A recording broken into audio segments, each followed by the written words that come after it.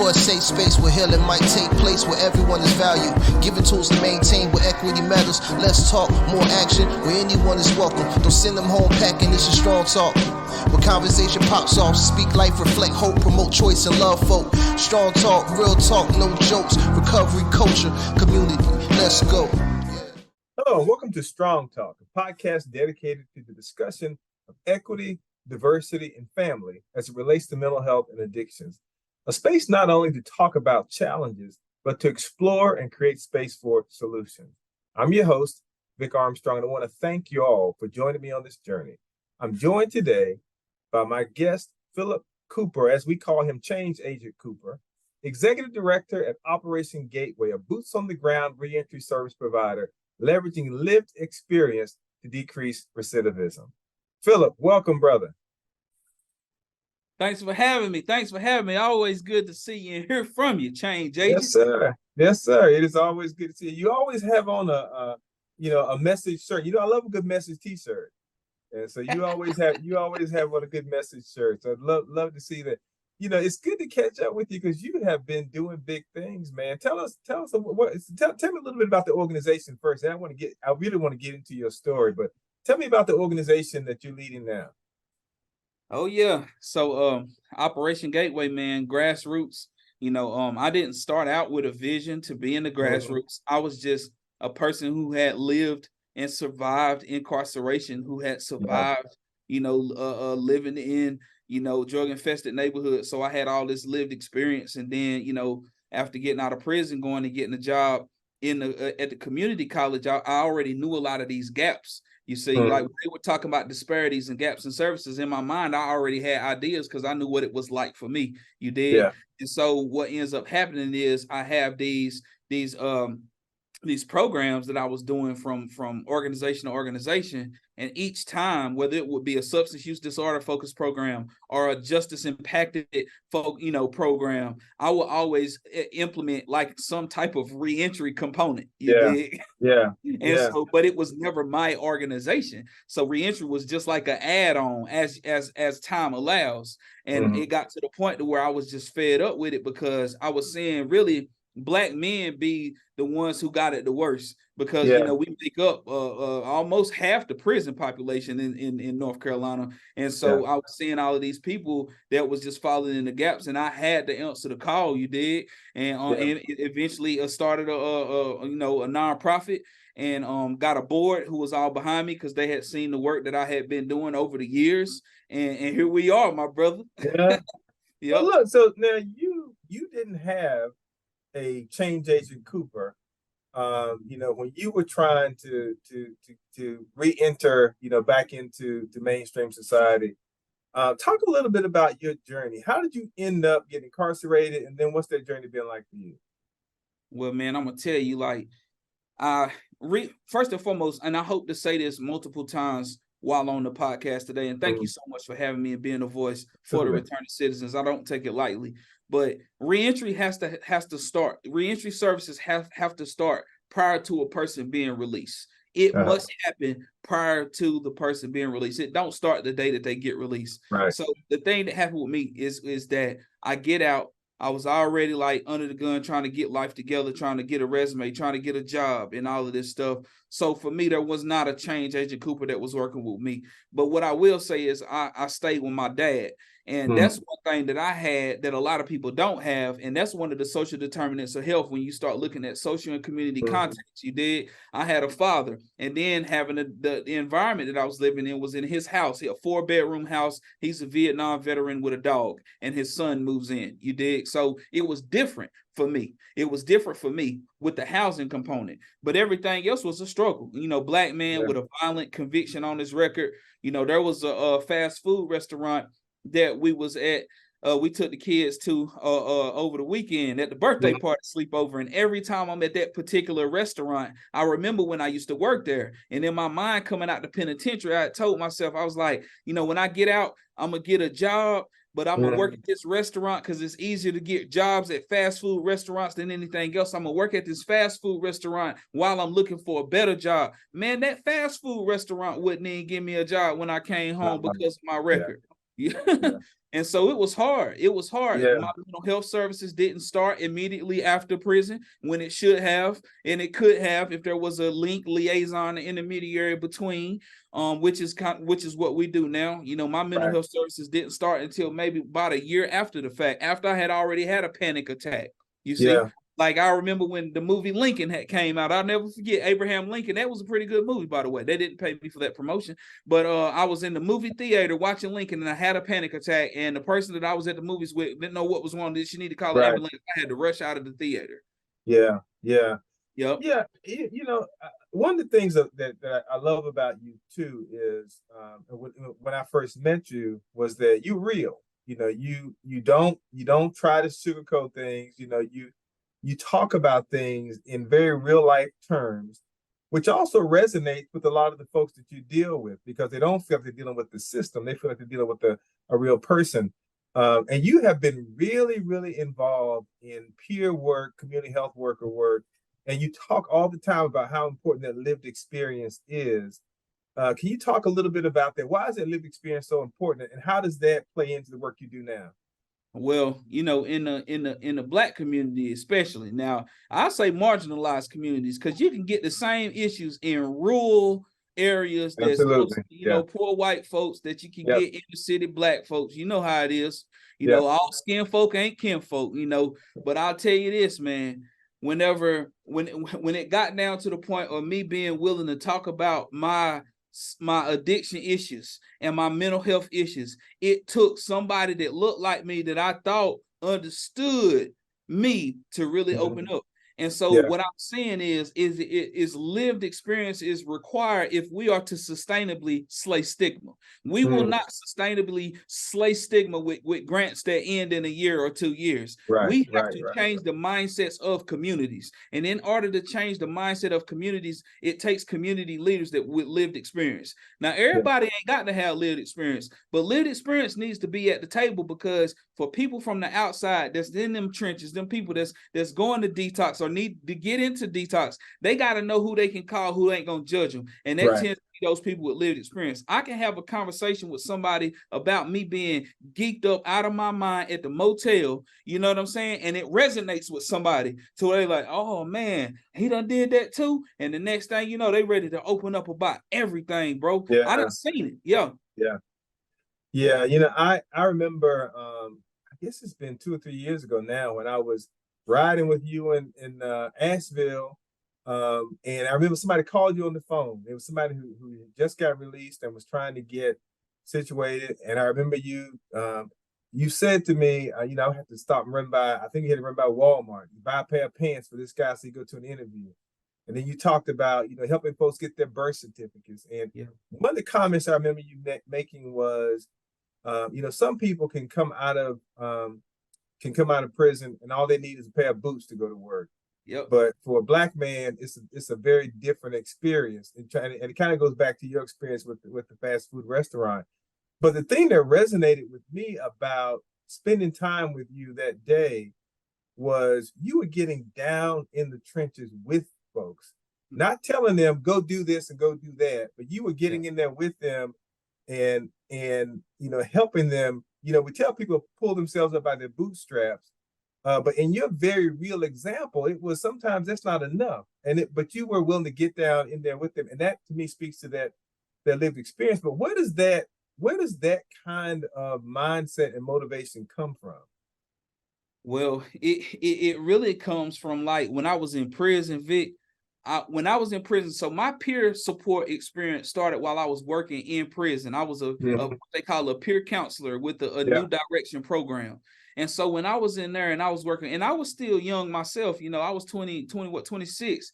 But I was working with some of these young guys that was coming from Polk Youth Center, Gladiator School, you know, gang banging, just ain't never had no type of positive male role model, especially one who understood what they was going through. And so what happened was I started to see the consistency in what they was needing. They was needing mentorship. They was needing soft skills. I call them essential skills. I don't really like to call them soft skills. I just say that because most people get it when I say soft skills, but they missing that. And they didn't know how to transfer what skills they had from the streets to to the workforce. And so that's where the passion comes from, because I know there's a lot of young men that just ain't never been taught, brother. They coming from single parent households, and that's another issue that we have, because a single parent household is the biggest contributor to poverty, because it's one income, you see. And so me understanding that, and understanding that poverty is what precedes the criminogenic activities, that's where my passion comes from. And at the end of the day, like you said, and I appreciate you using that example about the boots.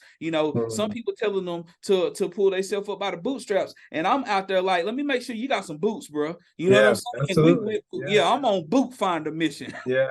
I know another thing too is that, of course, we follow each other on social media, and I know you. One of the things that you always do is you always remind everyone, including yourself, where you came from. And you will say, I remember when I was here, and now, I'm doing this. Now I'm, at a this event with, state representatives, or I'm, doing something with SAMHSA. And I think that also says to other folks, if I can do this, you can do this. Which I really appreciate. What is your motivation for that? Is that the reason you focus on that? Yeah, I would say that's the biggest part, is to instill hope. But the other reason is to start ramping up some real life sustainability plans, because like Philip Cooper can't do it all. I know that that I can't be the answer for all things, so I got to help raise up an army. And I know there are other people like me out there. They just waiting on that hope shot. You did. And I remember one thing you had said, I forget what article it was, but you had said in the article about diversifying the mental health workforce. And one of the ways that you had mentioned that was a realistic, more timely way to diversify the mental health workforce was by getting more peer support specialists on the scene. And so what I want to show these people is that, look at me. I have co-occurring, I take medication. I have survived trauma. I have a sponsor. I have a therapist. And this is where I'm at with my real life, homie. And I was in the same place that you was at. I need them to hear that over and over and over again, and then raise up more, because the more people that we raise up, the more stigma slayers we have. And it's becoming a movement too, bro. Like I'm telling you, man, and I'm optimistic.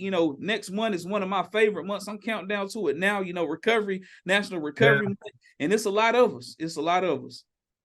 And your shirt, you refer to yourself as Change Agent Cooper. I've got a couple of your shirts with Change Agent. I think I got a hoodie with Change Agent on it. What does that phrase Change Agent mean to you? Yeah, man. So I remember, and shout out to NC State's Institute for Emerging Issues and Sarah Hall. She gave me an opportunity to co-chair a statewide task force called the Talent First North Carolina Task Force. And they had asked me that question, and it was around that time last year that I finally developed a definition of change agent that was universal.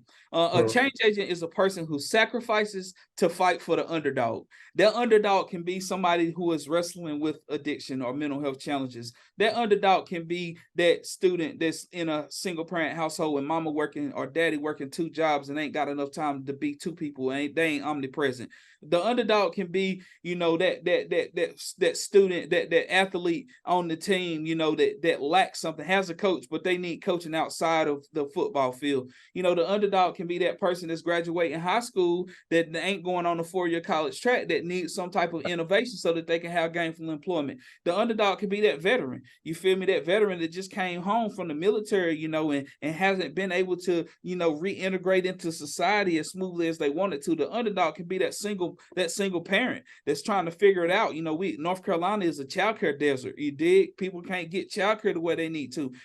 Underdogs can be anybody. And that change agent is that person who sacrifices to fight for that underdog. That person that can be in the boardroom and bring up fentanyl test strips. Like, hey, y'all, I know we meeting about North Carolina Department of Commerce matters, but just so y'all know, people dying from fentanyl overdoses, I hope y'all know what numbers to call, 988 if it's a mental health emergency. And fentanyl is going in all kind of stuff. So if you have people in your community or people that you relate to, you can email me about that. Everybody don't even got to know, but I can be your point of contact to get you connected to resources. Make it awkward for some, but make it savior for others. You did? Because fentanyl killing people. You feel me? left and right. Right. We need to make sure people know who to call for what resource. You know, I don't got to be the resource for everything, but I bet you I got some numbers you can call. You know, I always said, you know, about myself, I said, you know, in order for me to be successful in what I do, I feel like I've got to be part businessman, part politician, part clinician, part preacher. You got all four of those in you. And the preacher was coming out just a minute ago. But you know what? That also leads me to another question, because you are not shy about the fact that you are a person of faith. Yeah. What role does your faith play in your journey? And then what role do you see the faith-based organizations being able to play in this sustainable community that you talk about? Yeah, man. So I'm definitely a Jesus person. You know, I just seen the movie Jesus Revolution. I loved it. You know, I believe that Jesus would be frequenting places where they're passing out clean supplies. I believe Jesus would be in those spaces. I definitely do, my brother. I would say this, you know, being a black person who is outspoken about Christianity has its pros and cons in Western North Carolina, because not all black people are Christians. A lot of black people have been hurt by the church, you see. Right. So it provides a way for me to fight for the underdog on both sides. So I get to be a person who's fighting for the underdog of church faith leaders who wasn't a part of hurting people, but they're taking the brunt of it because they're a faith leader. But I also get to be with the underdogs, who are those people who have been church hurt, you see, and I get to be a person who is willing to give them Jesus. You know, I got my Celebrate Recovery Bible over there. You know, it's like being able to be the bridge, you see. Yeah. So faith plays a role in it, because like I wouldn't be able to do this work for as long as I have if it had not been for the Lord on my side. I would have lost my mind, bro. You know, when especially looking at the politics of the work, you know, hell, I had more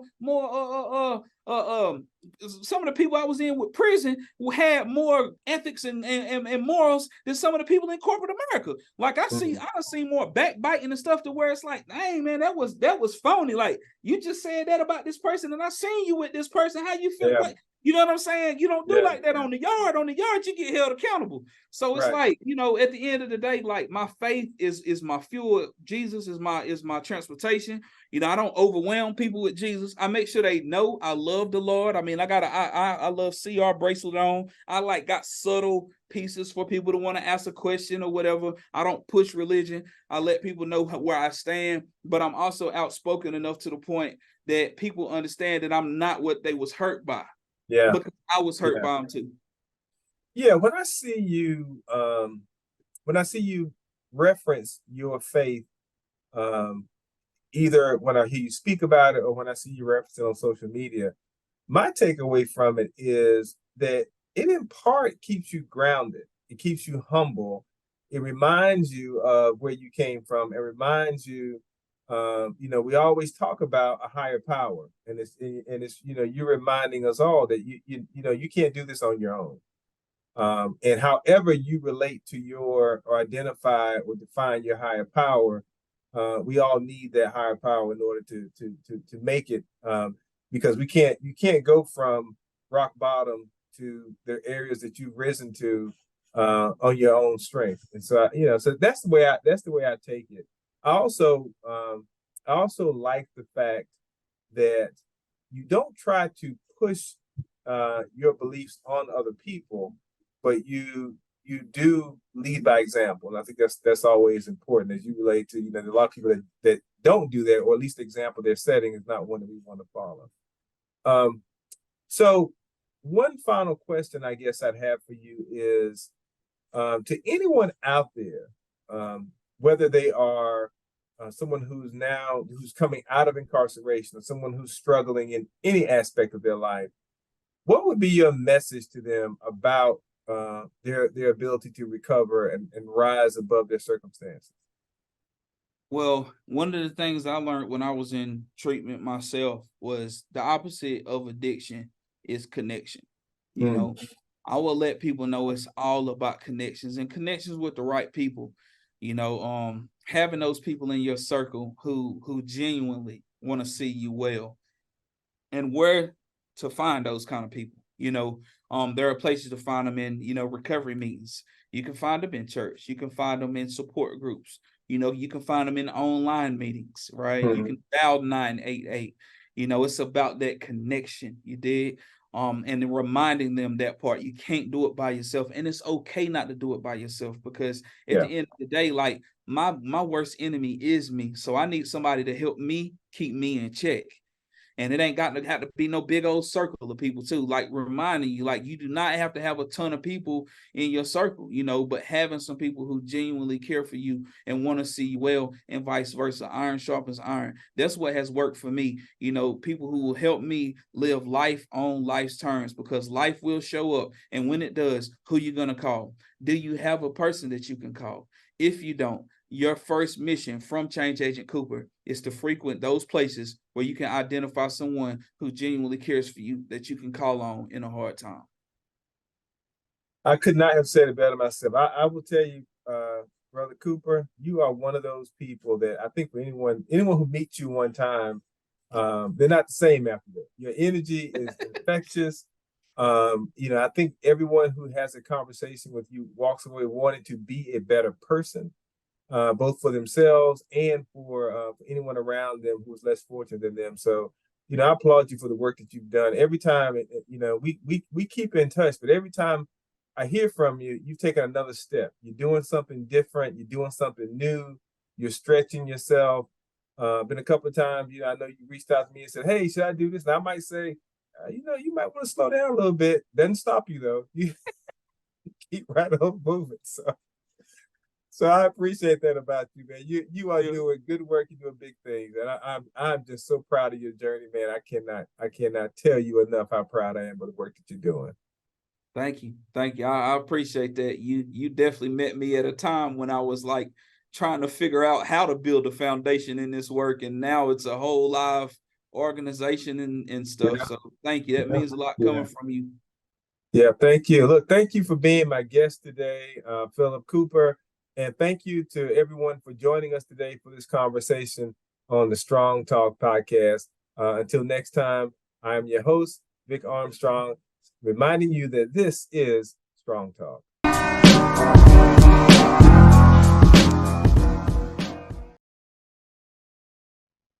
We talk a lot about the need for equity in our mental health system. Equity, and health equity in particular, at the core, are about ensuring that every individual has a fair and just opportunity to achieve their best health outcome, to live their healthiest life. How we apply the lens of what is fair and just has historically depended on the perception of the policymakers, payers, and service providers. It has not historically taken into account the perspective and lived experience of those whom we are charged with serving. We attempt at incorporating their perspective by applying the lens of equity, but that to me misses the mark. Your lens is still your interpretation of what I feel and what I want, but my voice is unmistakable. When you have my voice, my presence at the table, you don't have to interpret my perspective. Despite your most diligent effort, you cannot substitute for or recreate my voice. Behavioral health interventions, treatment modalities, and crisis response services should be person-centered. Suicide prevention, for example, should be about more than detaining someone when they are in crisis. Yes, crisis intervention is about preventing a person from attempting to harm themselves or others. And yes, mental health legislation allows people expressing suicidal thoughts to be involuntarily committed, but assessing risk at the individual level or the community level involves considering not only risk factors, but also protective factors, including the strength and support of peers, family, and caregivers. Effective mental health systems understand the impact of stigma and discrimination against individuals living with mental health challenges.